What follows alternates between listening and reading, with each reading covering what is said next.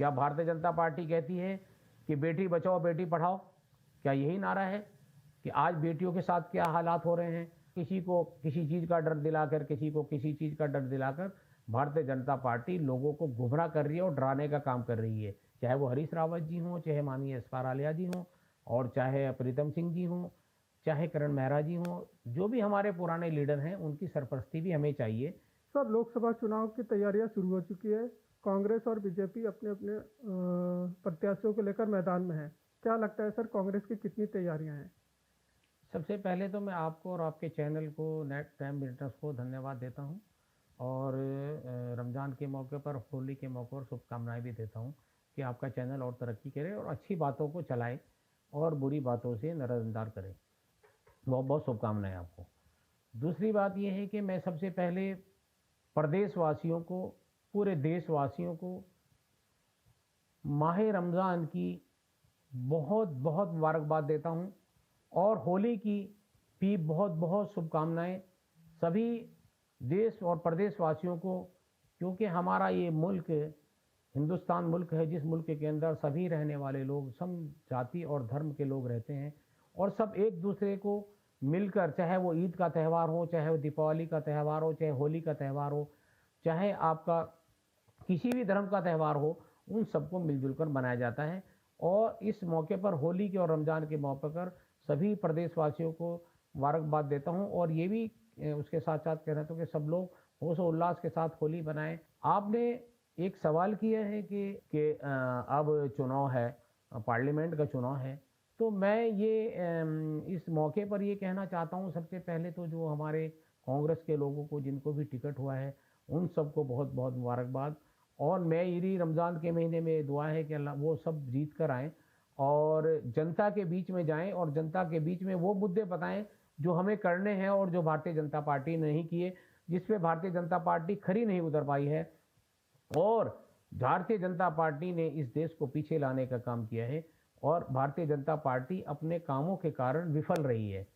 तो हमारे मुद्दे, जनहित के मुद्दे, हमारे मुद्दे बेरोजगारी सबसे बड़ा मुद्दा, जो इन्हें रोजगार देने का हर साल वादा किया, वो रोजगार नहीं मिला। जो इन्होंने 2 करोड़ हर साल नौकरी देने का वादा किया, वो लोगों को नहीं मिला। जो किसानों का, इन्होंने जो किसानों के साथ वायदे किए, वो पूरे नहीं हुए। आज किसानों ने आत्महत्या की है, आज किसान रोड पर है। जो किसान हमारा अन्नदाता है, जो पूरे देश को अन्न पैदा करके देता है, आज उसके साथ ये भेदभाव का काम हो रहा है। दूसरे, हमारी बेटियां, वो प्रधानमंत्री की चौखट पे अपना तरह के मेडल वापस कर रही हैं, और उन्होंने उनके लिए क्या हुआ है, वो जंतर मंतर पर कितने दिन बैठी हैं। हमारे यहाँ उत्तराखंड राज्य के अंदर अंकिता हत्याकांड हुआ, उसमें आज तक उसकी जांच नहीं हुई। क्या भारतीय जनता पार्टी कहती है कि बेटी बचाओ बेटी पढ़ाओ? क्या यही नारा है कि आज बेटियों के साथ क्या हालात हो रहे हैं? आज एक मासूम बच्ची के साथ अभी क्या हुआ, आपने देखा है। किसी के खिलाफ कोई कार्रवाई नहीं है, और उल्टा किसी को किसी चीज़ का डर दिलाकर, किसी को किसी चीज़ का डर दिलाकर भारतीय जनता पार्टी लोगों को गुमराह कर रही है और डराने का काम कर रही है। आज ये देखिए कि प्रदेश के अंदर हमारी सरकार रही, हमारी सरकार के अंदर यहाँ पे हमारे स्टेडियम बने, 2-2 स्टेडियम बने हमारे यहाँ, हल्द्वानी के अंदर बना उत्तराखंड में, और हमारा रायपुर के अंदर बना। उसके बाद हमारे कोई भी भारतीय जनता पार्टी ने कोई शिक्षा का केंद्र खोला हो, कोरोना आया उसके बाद से कोई हॉस्पिटल बड़ा खोला हो, कोई किसी तरीके की नई योजना हो। जो अब पुरानी योजना सिडकुल हमारे टाइम में आया, नरेंद्र तिवारी के समय में आया, आपका सेलाकुई में जो उद्योग लगा, वो नरेंद्र तिवारी के टाइम में लगा। तो भारतीय जनता पार्टी अपना एक काम बताए कि हमने नया काम ये किया, नया काम पे, किसी काम पे भी भारतीय जनता पार्टी खरी नहीं उतर पाई। इसका जवाब जनता अभी 2024 में हर सीट पर देगी। उत्तराखंड में सर लोकसभा सीट की पाँच सीटें हैं, उसमें से कितने कांग्रेस जीत रही है?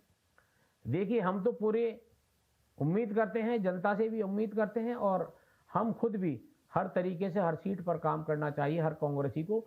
देखो, टिकट मांगने का अधिकार सबका है, जनहित है, मैं भी मांग सकता हूँ, सब लोग मांग सकते हैं, लेकिन जब जो फैसला हो जाए, जिसका टिकट हो जाए, उसके साथ मैं सबसे अपील करना चाहता हूँ कांग्रेस के लोग, उसके साथ लामबंद होना चाहिए, और हमें कांग्रेस को जिताना है, क्योंकि देश के संविधान को बचाना है। कितने सीटें आ रही हैं सर उत्तराखंड में? उत्तराखंड में तो 5 सीटें हैं, तो 5 ही सीटें तो आएंगी, 6 तो आएंगी नहीं। 5 सीटें पूरी जीत रही है कांग्रेस। 5 सीटें जीतेंगे। अच्छा, अब मैं हरिद्वार लोकसभा सीट की बात करूं अगर, तो एक तरफ तो पूर्व मुख्यमंत्री हैं बीजेपी से, उनको टिकट दिया गया है, प्रत्याशी बनाया गया है। दूसरी तरफ पूर्व मुख्यमंत्री के सुपुत्र हैं। तो क्या लगता है सर, कितनी फाइट रहेगी इस पे, कितना मुकाबला हमारी रहेगा? फाइट ही नहीं, हम इस पे चुनाव जीतेंगे, क्योंकि जनता जान चुकी है, जनता जान चुकी है कि झूठे वायदे कब तक चलेंगे। क्योंकि मैं इसलिए भी पूछ रहा हूँ क्योंकि इससे पहले वीरेंद्र रावत जी है, उनका मतलब इतना एक्टिविटी राजनीति में नहीं रहा है, इतना हरीश रावत जी का रहा है। तो क्या लगता है सर, उसके हिसाब देखिए, से एक्टिविटी रही या नहीं रही, लेकिन हमें, हमारी नई जनरेशन को, हमारे युवाओं को तो आगे आना पड़ेगा। जब हम आगे आएंगे तो तभी तो आगे बढ़ेंगे। अब पुराने लोग हैं, अब पुराने लोग पुराने तरीके से चलते थे, उनकी सरपरस्ती हमें चाहिए, चाहे वो हरीश रावत जी हों, चाहे माननीय एसपार आलिया जी हों, और चाहे प्रीतम सिंह जी हों, चाहे करण मेहरा जी हों, जो भी हमारे पुराने लीडर हैं, उनकी सरपरस्ती भी हमें चाहिए, क्योंकि सरपरस्त भी होना ज़रूरी है। और नई जनरेशन को, चाहे वो हरीश रावत जी के बेटे हों, चाहे किसी के भी बेटे चुनाव लड़े, तो हमें बढ़ चढ़ कर, जब वो अब हम कहते रहेंगे कि तो मैदान में थे, जब मैदान में आएंगे तो तभी तो लड़ेंगे।